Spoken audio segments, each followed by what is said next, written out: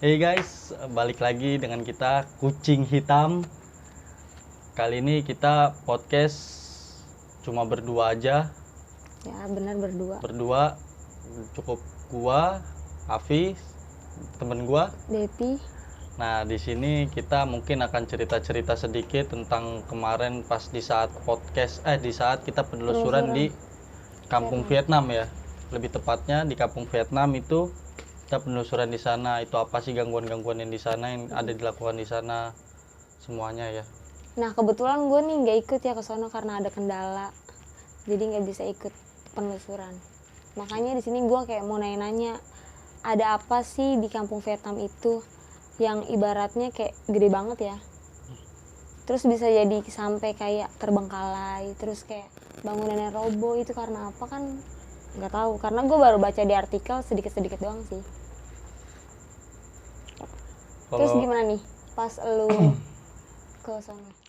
Kalau yang gua ke sono sih yang gua tahu ya, kalau yang gua ke sono gua Kampung Vietnam itu yang gua tahu itu dulunya ya itu yang dulunya itu orang-orang Vietnam yang zaman peperangan. Maksudnya pengungsian orang Vietnam karena peperangan itu. Terus di tahun 1980-an itu masuk panti jompo pemindahan dari Taman Mini, pembesaran peluasan itu di Kampung Vietnam itu. Jadi digabung. Nah, tapi di tahun 1981 kalau gua nggak salah kurang lebih itu di situ Vietnam itu orang-orang Vietnam itu dipindahkan, tapi panti jompo itu tetap di situ sampai tahun 2002. Lalu itu ada namanya banjir besar yang mungkin kurang lebih sampai 2 meter, kurang lebih sampai lebih lah itulah, sampai ke atap rumah, mungkin lebih jelasnya ya, sampai atap-atap rumah itu dia diungsikan semua dan terbengkalai sampai sekarang. Jadi mungkin faktornya penyebabnya karena banjir itu ya? Banjir itu. Terus yang pas lu rasain tuh pas lu datang ke sana tuh apa tuh? Yang gua rasain kan itu pertama kan gua langsung ke rumah yang pertama ya. Rumah yang pertama itu di situ kita gangguan itu Gundurwo yang pertama kita lihat. Itu Gundurwo, sama di situ ada yang menurut dari kalimatnya dari artikel yang pernah gue baca juga kan ada kalimat kayak dia ada sosok buaya di saat buaya putih itu nongol di saat ada banjir besar. Mau banjir besar dia nongol. Nah itu sosok ternyata emang bener ada. Tapi pas gue kemarin penelusuran itu nggak ada. Nah kalau yang Mungkin udah pindah kali. mungkin pindah atau apa gue kurang tahu, atau mungkin ada yang ngambil. Bisa jadi kebawa banjir. Atau mungkin ada yang ngambil kan. Iya. Dijadiin buat apa sama dia. Nah itu dulu ada di situ, tapi pas gua kemarin kita udah nggak ada di situ posisinya. Nah itu pas di belakang dari rumah yang kata Gundurwo yang pertama kali gua masukin. Nah di situ gua Gundurwo. Nah pas gua gua keluar dari situ gua kayak ada diintip sama makhluk. Nah ternyata makhluk itu tuh pocong yang ngintip. Terus pas kayak ibaratnya lu diintip itu perasaan lu gimana? Ya gue biasa aja, cuma maksudnya kayak gue malah Sudah kepo. terbiasa. Iya sudah terbiasa kan, jadi kayak gue kepo, ini makhluk ini maksudnya ngapain, gue ngintip-ngintip, gue samperin ke sana kan. Nah ternyata di situ itu adalah musola, karena gue ngeliat, karena gue ngeliat di tempat itunya tuh ada kayak peresmiannya, tanda tangannya di situ. Gue ke situ. Nah ternyata di situ pun ada yang gak gue sebutkan. Di situ sebenarnya ada kuntilanak juga sebenarnya di situ, cuma gua nggak sebutkan karena gua ngambil poin-poin pentingnya aja di situ. Nah di situ pas gua pun di situ ada tempat kayak pohon asem di depan dari musola itu. Pohon asem itu pun tempat dari Gundurwo itu. Jadi Gundurwo itu sebenarnya salah satu penguasa di sana. Mungkin bisa dibilang yang energinya kuat atau enggak? Kalau dibilang energi kuat enggak, karena ada yang lebih dari kuat lagi, tapi dia ada penguasa. Jadi kayak ada 2 tempat kekuasaan. Nah itu salah satunya dipegang sama Gundurwo itu.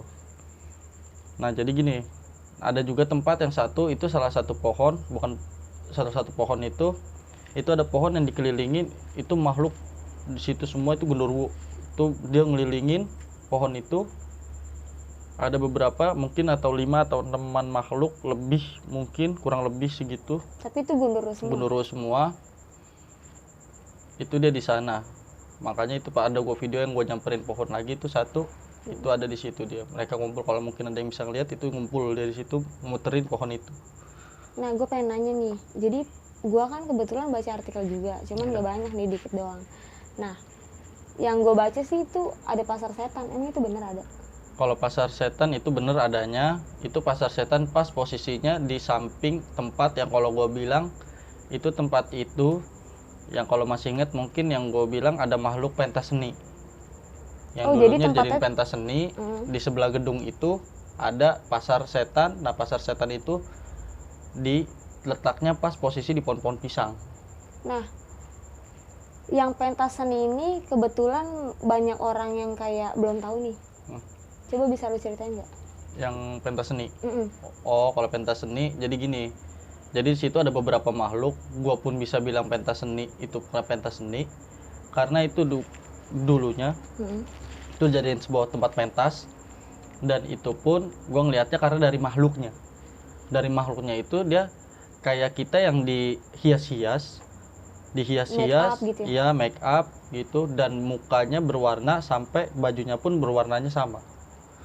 Nah, ada di situ satu makhluk, itu beberapa makhluk ya, ada beberapa makhluk, dan itu pun ada satu makhluk yang maksud gua dia kayak satu makhluk ini mencolok banget. Ini yang bikin gue penasaran, ada satu makhluk itu dia yang berwarna kuning, bajunya berwarna kuning, bermukanya kuning. Ternyata dia salah satu korban dari pentas itu. Punya usut, dia ini korban jatuh dari panggung itu. Emang panggungnya tinggi banget? Enggak, kalau panggung tinggi, kalau dibilang tinggi enggak, mungkin ukuran sepinggang lah. Bilang nggak tinggi Dia kan? jatuh terus langsung Jatuh meninggal di gitu? tempat. Nah, punya usut pun pas gua perhatiin lagi ternyata sebelum adanya pentas itu mereka itu kayak mengadakan sebuah ritual. Gua nggak tahu ritual itu bertujuan apa, ya kan? Gua nggak tahu maksudnya ritual tujuan Bisa apa. jadi juga tumbal Bisa jadi kali ya? dijadikan tumbal. Gua nggak paham situ. Itu mungkin ya, gua bilang. Karena mereka mengadakan sebuah ritual. Itu kalau pentas seni situ. Dan situ pun lokasinya ada beberapa ruangan kayak kamar-kamar. Kalau misalnya kayak kalian perhatiin itu ada beberapa ruang kamar juga di sana. Terus kalau misalnya di kampung Vietnam itu sekarang masih banyak penduduknya nggak sih? Kalau penduduk itu mungkin sekitar 13 kartu keluarga. Yang sampai sekarang? Iya. Padahal kalau dibilang luas 2,3 hektar. Luas juga Itu ya? luas, banyak juga karena bangunan-bangunan yang sudah hancur. Dan itu pun yang bisa tinggal di situ 13 kartu keluarga pun itu yang memang bersangkutan kalau dari keluarga sebelumnya yang pernah tinggal di sana. Jadi ibaratnya nggak bisa sembarangan Nggak gitu bisa. ya? Gitu. Cuma ada yang gue omongin dari sebelum yang kata dekat dari pasar setan itu di situ ada korban sebenarnya. Korban apa tuh? Korban kalau misalkan gue ngeliat pada ngeliat videonya ya itu gue bilang ada kuntilanak sendiri pertama waktu itu di atas pohon, yang di saat gue bilang ada makhluk yang yang gue nggak bisa ngeliat jelas banget, gue nggak bisa nyebutin itu makhluk apa, nggak jelas. Nah di situ ada kuntilanak di atas pohon. Nah ternyata kuntilanak itu dari sebuah tempat yang di sebelah dari pohon pisang itu. Dulu di situ ada bangunan di situ, jadi itu korban pemerkosaan salah satunya. Ternyata dan yang mereka kumpulnya itu di sebelah situ. Tragedinya pun terjadi di situ, di sebelah dari pohon pisang itu. Tapi pas lu nelusurin tempat-tempat itu, lu ketemu gak sih sama hantu-hantu Vietnam? Hantu-hantu Vietnam gue ketemu, itu pun yang pas di saat gue mau ke tempat yang gue bilang gedung pentas seni. Itu mereka banyak, mereka pada kayak dibilang berkumpul itu berjejer lah di pinggiran jalan-jalan itu. Kayak berkumpul di situ, dia pakai baju putih, pengsi atau apa itu gue lupa. Pengsi kayak gitu. Itu orang-orang Vietnam pada kumpul di situ. Tapi di situ ada kejadian untuk kayak pembantaian gitu sih? Kalau pembantaian ada itu yang kayak artikel juga kan ada bilang juga kan ada kayak korban pembantaian. Ada juga yang bilang korban pembantaian itu tempatnya ada 2 sebenarnya. Korban pembantaian dari tempatnya ada 2. Yang satu itu pembantaian yang ada di rumah tahanan, karena itu penjara. Yang kedua itu pembantaian yang dilakukan oleh ibu kepada anaknya. Gua bahas mungkin dari satu yang tahanan ya. Kalau misalkan menurut ada yang kayak artikel yang dibaca kan, ada yang dari pengakuan warga setempat kayak ngedenger tuh bilang ada suara hentakan keras yang menggeret rantai. Iya. Nah itu dia menggeret rantai itu kayak orang yang kata lo tahu kan, kalau orang mau pasung atau mau dipancung, dia ini megangin dia rantai di sini pun diikat kayu 2 disangkut kepala jadi nyambung gini, dan ini rantai terkujur terus ke bawah sampai kaki dan nyengser di lantai. Nah itu dia berjalan. Nah suara rantai itu dan suara hentakan kaki itu dari makhluk itu. Nah makhluk itu pun kenapa dia begitu, ada sebabnya. Dia itu ternyata mencari kepalanya. Oh jadi dia tuh kayak pas lu ketemunya emang dia tanpa kepala gitu? Tanpa kepala. Itu dia korban, ternyata dia itu adalah korban pancung. Dia korban pancung, dan dia pun itu sosoknya masih mengenakan pakaian tahanan. Tahanan zaman dulu gitu? Zaman dulu itu berwarna putih. Tahanan dia begitu. Nah terus di situ pun gua nggak tahu kenapa ya, mungkin ya karena dia yang kepalanya buntung itu kan, dia yang lebih menonjolkan dirinya makhluk itu. Tapi dia sering ganggu warga sekitar nggak sih? Kalau perihal ganggu warga sekitar yang gua tahu ya cuma dari suara-suara yang dia buat aja, kayak hentakan sama suara rantai. Itu yang gua tahu. Nah sebenarnya kalau di rumah tahanan itu pun banyak makhluk-makhluknya. Di rumah tahanan di situ, nah di situ pun ada dari salah satu dari korban ya pemerkosaan. Korban pemerkosaan itu ada yang depresi dipasung di sana. Jadi banyak banget yang dipasung. Banyak juga korban-korban dari tahanan, dari pun orang depresi yang diperkosa, jadi dipasung di sana. Terus kalau misalnya mengenai ibu-ibu itu gimana tuh? Nah kalau ibu-ibu itu ternyata usut punya usut. Ibu-ibu itu dia adalah salah satu korban dari pembunuhan 2 anaknya, dan sekaligus tapi setelah itu dia bunuh diri. Dia bunuh anaknya itu karena apa? Gue kurang tahu dia karena apa kasusnya, kurang maksudnya ngerti tujuannya dia apa. Kalau gue bilang gila sih, apa stres lah ya kan, mungkin sampai membunuh anaknya sendiri. Terus tapi setelah itu dia melakukan bunuh diri. Itu gue kemarin ketemu sosoknya, ternyata itu sosoknya di saat gue membicarakan itu ada yang langsung bereaksi. Datang tuh dia? Datang, sebenarnya datang udah lama, karena gue mikirnya ya kayaknya bukan dia. Karena sebelum itu pun gue dilarang awalnya. Untuk ke tempat dia gitu? Ke tempat dia itu pas gue dari rumah tahanan, yang gue bilang jelasin rumah tahanan. Tuh gue di jalan, gue dihalang oleh nenek-nenek bawa tongkat, dia bongkok. Tuh gue dilarang untuk ke tempat itu. Nah ternyata pembantaian itu terjadi di situ, di salah satu rumah itu. Di situ kan pembantaian itu. Nah ternyata ada makhluk di situ, emang setan merah, kan setan merah, kuntilanak merah mungkin lebih jelasnya. Kalau orang pada bilang kuntilanak merah, tapi sebenarnya itu bukan kuntilanak merah. Kalau gue lihat dia kuntilanak putih, tetapi itu dia kayak baju putihnya itu berlumuran darah. Jadi makanya orang-orang nyebutnya kuntilanak merah. Iya, dan juga dari sela-sela bibirnya ini di sini itu darah semua. Itu darah kayak semua. Dracula gitu. Nah, kayak Dracula menyedot darah gitu. Dia darah semua, bajunya pun darah semua. Mungkin itu karena itu orang jadi nilainya, wah ini kuntilanak merah. Padahal bukan, putih. Nah, pas di saat gua ngomong itu kan, mungkin kalau dilihat di videonya, iya. ada salah satu kawan gua, kawan kita lah, si Andri, muntah-muntah karena dia kan itu bersensitif juga dia. Nah itu dia bersenggolan. Nah itu makhluk itu pas kita ngomongin dia, ngomongin perihal pembantaian itu, makhluk itu ternyata setan merah itu adalah ibunya. Baru terungkap nih ya? Ya ternyata setan merah itu adalah ibunya, kuntilanak merah itu adalah ibunya. dia ingin mencoba untuk masuk ke dalam tubuhnya si Andri.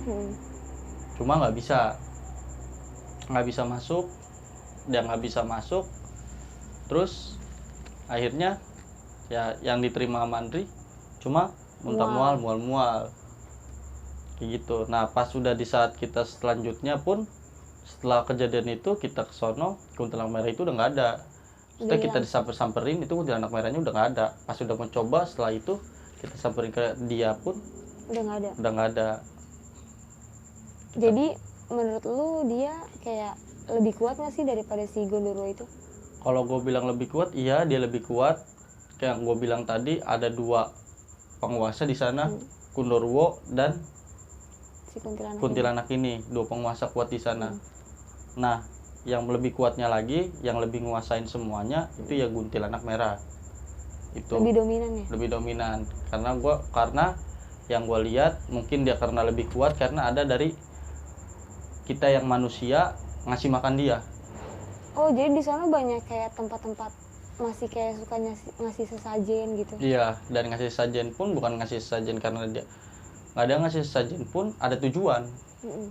Menta-menta untuk penglaris gitu. Banyak orang jadi di bentuknya masih ada aja sih. Kurang paham kayak gitu, namanya orang buat nyari harta kan, buat duniawi, sampai gimana pun caranya dicari sama dia kan, sampai meskipun harus tergadaikan imannya. Kayak gitu. Sama aja itu kan kayak menduakan. Ya, menduakan Tuhan ya. Nah, itu sebenarnya sadar pun dia musyrik dia. Kalau dibilang. Sebenarnya kan dia juga kan nggak bisa ngasih apa-apa juga. Iya, karena ya sifatnya setan ya manipulasi. Kayak gitu. Kayak gue bilang, gue juga benci itu karena itu. Kenapa manusia harus selalu kayak gitu? Saking percaya cintanya sama dunia, kita mengejar dunia sampai seperti itu.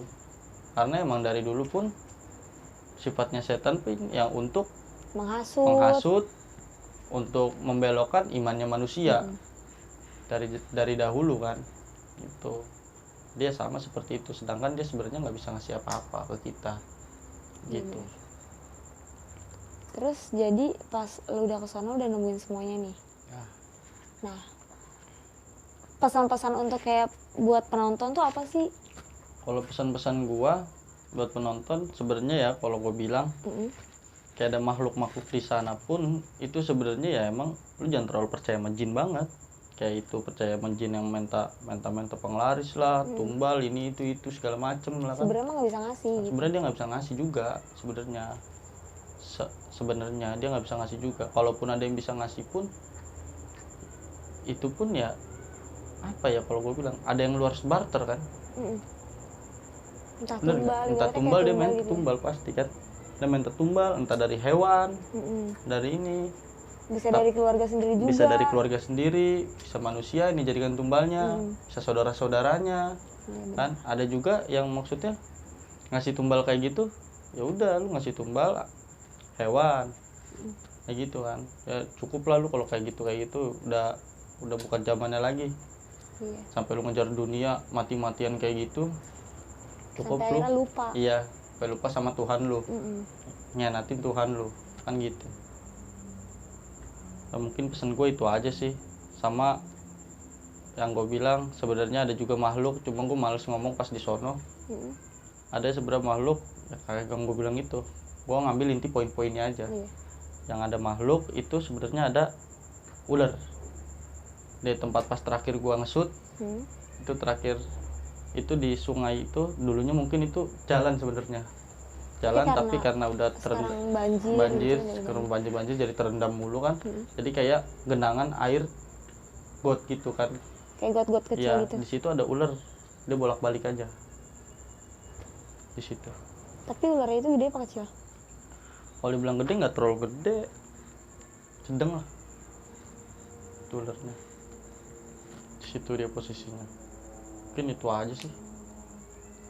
Dan mungkin teman-teman pada punya cerita-cerita kayak serem atau pengen gabung, pengen cerita, nggak ada tempatnya, nggak ada medianya, mungkin bisa cerita sama kita. Bisa, ataupun mau ngikut-ngikut kayak penelusuran atau podcast. Kalau misalnya mau penelusuran pun kita terima. atau misal, kayak pada punya tempat-tempat misteri di mana gitu yang ibaratnya izinnya rekomendasi ya, gampang, iya. rekomendasikan Bisa kita langsung aja gitu kayak ibaratnya hubungin ke email, kontak kita, Iya, email email. kita, bisa ke email kita, bisa ke IG. Instagram kita, bisa ke kolom komentar. TikTok kita, bisa ke kolom komentar YouTube kita. Kalau mau lebih enak lagi mungkin bisa ngasih tahu kayak misalkan ini kemana, ini perizinannya kemana, Lebih gampang lagi ya. biayanya semana sih harus kita keluarkan. Itu kita lebih gampang jadinya buat kita ini. Kalaupun Atau kayak yang pengen cerita tapi malu, takut kebongkar siapa orangnya ya, Iya. langsung aja langsung kayak ke aja email gitu kan. ceritain semuanya, ntar kita bahas di sini, kita Iya, omongin kita di angkat sini, kita angkat ibaratnya. ceritanya. Kalau misalnya emang dia nggak mau ya, nggak Iya, mau muncul nggak gitu mau kan. muncul, takut misalkan identitasnya tahu Iya. ya udah. Jadi cukup sekian ya guys, cerita-cerita podcast hari ini yang menceritakan tentang ada apa sih di kampung Vietnam, itu semuanya udah terjawab ya guys. Ya Mungkin kita pamit undur diri ya. ya. Kali ini kami dari tim Kucing Hitam pamit undur diri. Jangan lupa like, comment, and subscribe. Dan tungguin kelanjutan video kita selanjutnya.